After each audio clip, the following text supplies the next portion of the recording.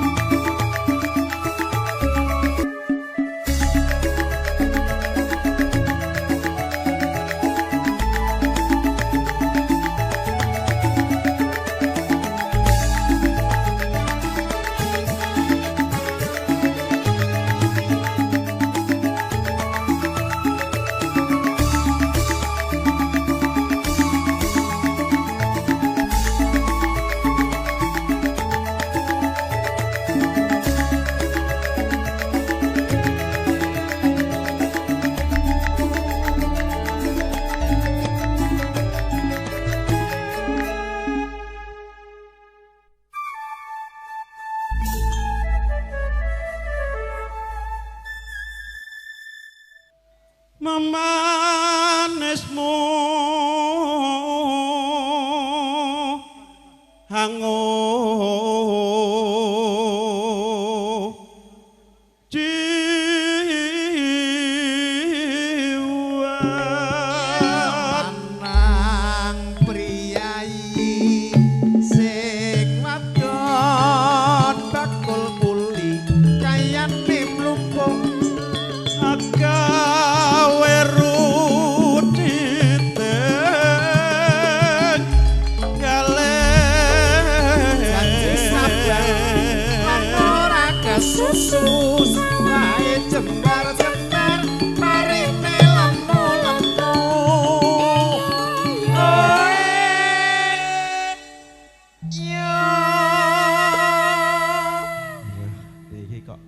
boten nate panggih kok ya nyampleng kaya.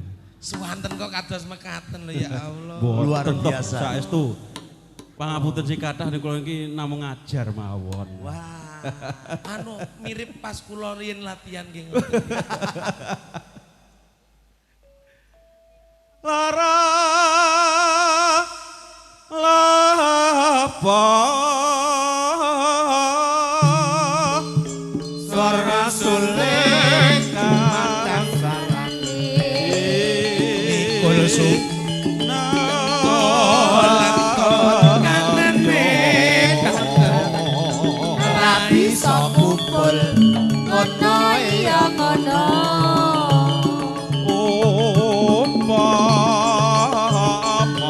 Duta karo ora arep kudu eling sing pebareng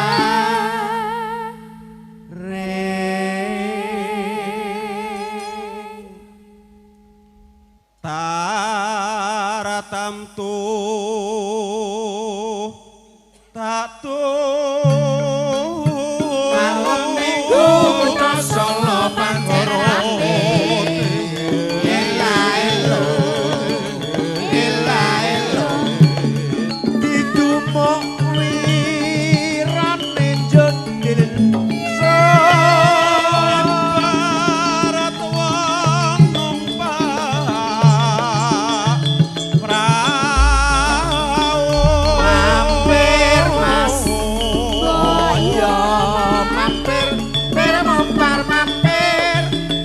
Sido apa ora ber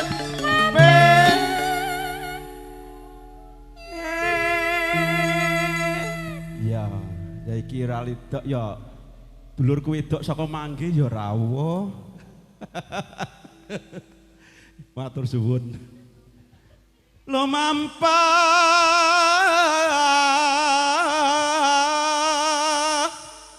tanpa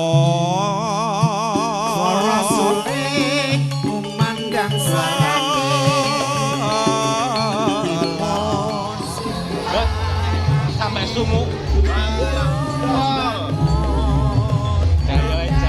galugalan luar biasa ini belum nanti sore mat ganteng jolo gegane ngambil ijo legane sing duwe bojo nanging aja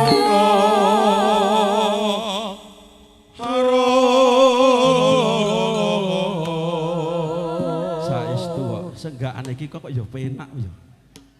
Degane kambil ijo. Degane kambil ijo no bajane sing duwe bojo nanging aja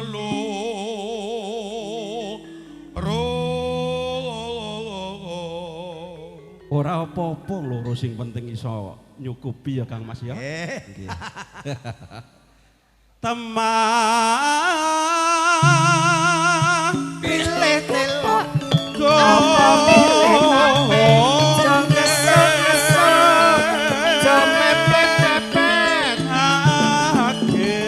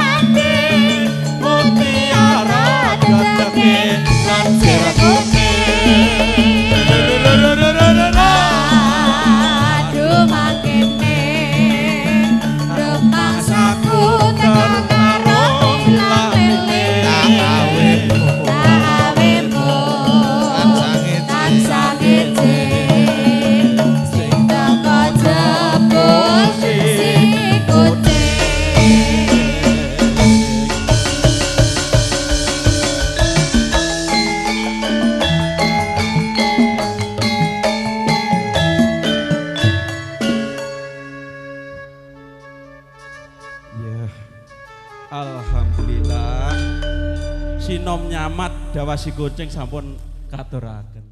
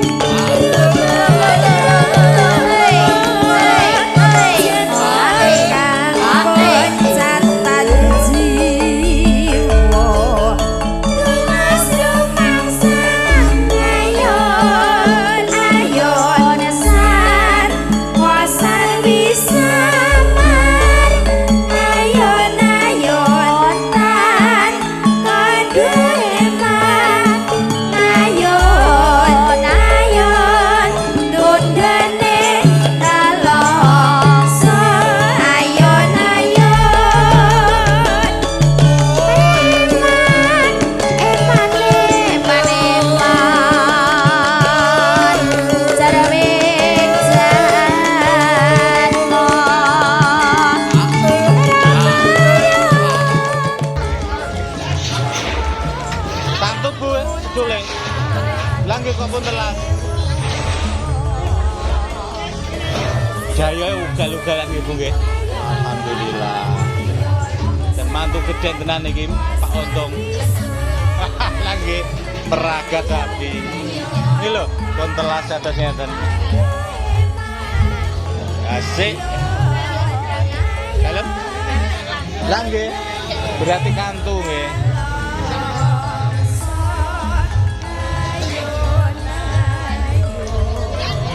Candi. Nggih, tumut Ponorogo, Bu. Sinten? Oh, alah nggih. Berarti panjenengan mriku dalon. Ngrugem.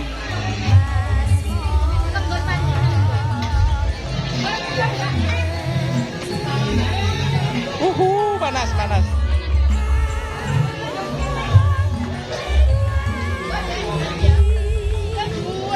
Pun telas pinten ton, Dik? Dalam 3 ton. Niki mau tenane. 10 sak kemunan gue. Gek niku oleh masak ka jam pinten? Jam kalih niku tangi munan. Cethik geni. Wih, kok ngoten niku nggih. Tanggung jawabe ngopeni wong sak menimbane lho, Dik. Lah nggih enten luwene jenengan lho niki. Nggih. Nggih, mugi-mugi lancar, Dik. Rano dayoke nggih ugal-ugalan.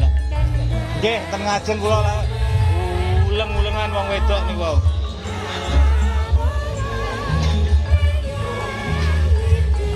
Panas deh. Tak rada adoh ben ketok kabeh. Mboten nom napa lho, Bu. Oh, ya mlebet sekedhik mawon. Monggo.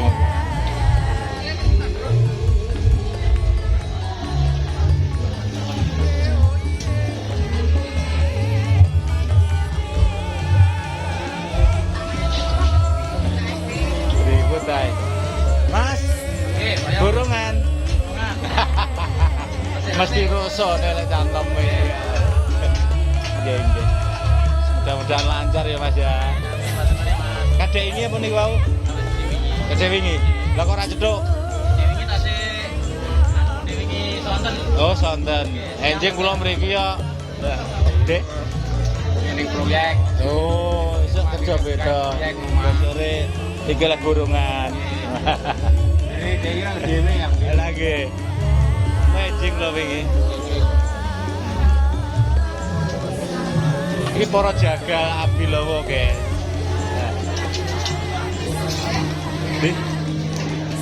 Ini gue. Kecekap, lek iris-iris. Derek. Sekule kantu mungkin lawe kantu. Mbak, Dek.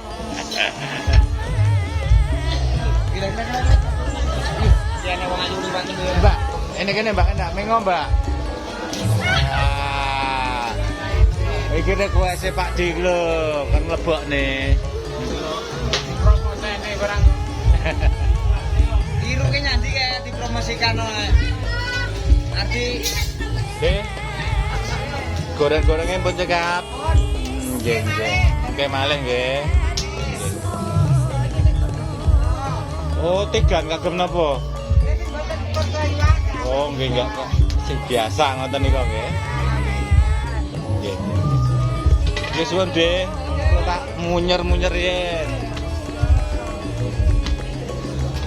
Loh, niki ibu-ibuke bagian nopo? Oh, bungkus-bungkus jajan niki nggih, Bu. Dalam? Oh nggih, panggih malih. Berarti panjang umur nggih, Bu nggih. Panggih malih. Alhamdulillah. Dek wingi pun dipersani dereng videone. Oh, mengke kan mutene putrane nggih. Videoku dek ngendi lho, Nduk, apa le? Ini bagian bungkus-bungkus jajan. Ini kagem anu nggih. Napa berkatan? Yang rewang. Niku enten tapene, roti. Alen nggih, Bu nih. Niki kuning-kuning niki. Alen. Alen-alen nggih. Ciri khas galek napa pundi niki? Nggih. Nggih. Mugi-mugi lancar nggih, Bu, sedaya mawon. Ini yang di dalam ya. Kita intip ini mungkin bagian gudang ya. Wow. Yang ini bagian gudang, guys. Bisa. Wes gudangnya wis Bodo lempoh, Bos ya. Weh, yo sik mangan barang ngono. sore sing dipangan iki. Mangan. Wis ra kolu mangan to. Ya. Arep ngombe ora iso. Dayoe Pak Untung jan luar biasa. Ugal-ugalan. Lah niku sing dimasak wis 20 sak. Lah kok sik sak tumpukan ngoten. Nah, seperti ini, Bos. Aku dipingin iki langsung visual. YouTube deh didelok. Dan grontole sak. Iya, grontole sak mriki. Gampang kok tak ngono. Ini guys, ini untuk oleh-olehnya, barang bawaan para tetangga sekitar juga saudara-saudara. Udah segini bayangnya.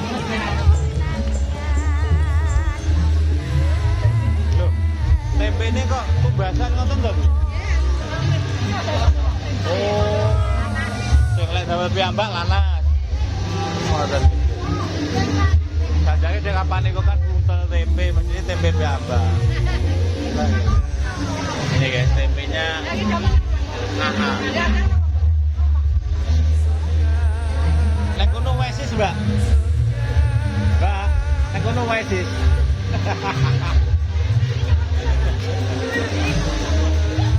Ayo, Oasis deh ya. Dan perawane guys. Cewek cewek padewaku. Keren. Pada kepanasan.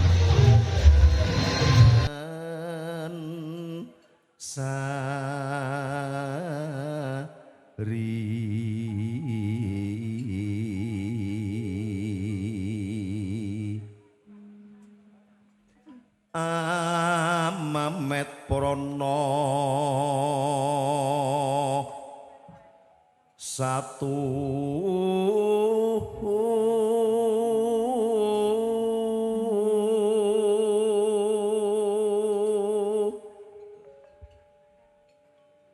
karya jaring driya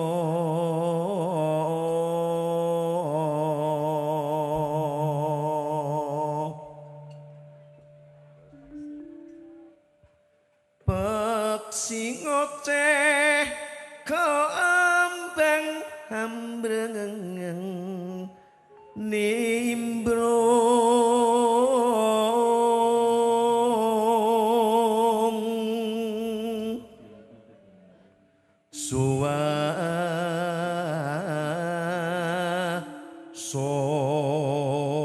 suwasono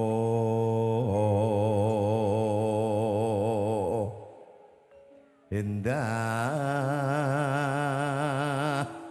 mulya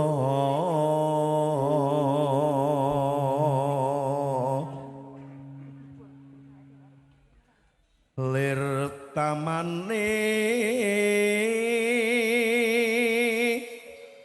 Prohapsari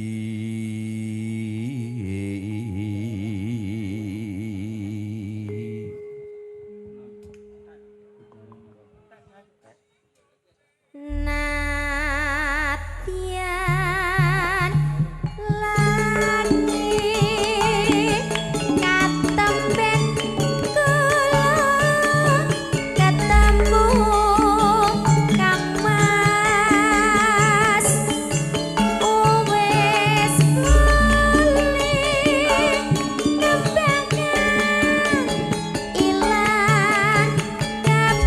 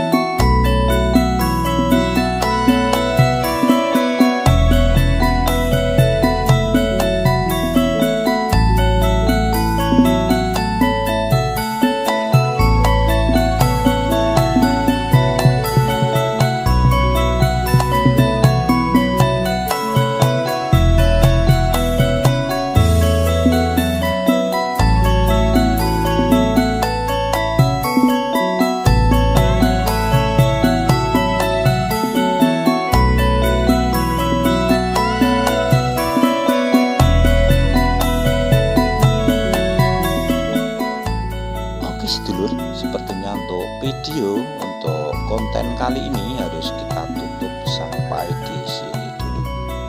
Terima kasih yang sudah menyimak. Mohon maaf atas segala kekurangan juga kesilapannya. Seperti biasa, Pak D selalu mohon dukungannya dengan cara like, komen, share juga subscribe-nya supaya channel ini bisa terus berkembang, supaya Pak D lebih bersemangat lagi untuk mengeksplor keunikan-keunikan suasana juga kehidupan di pedesaan.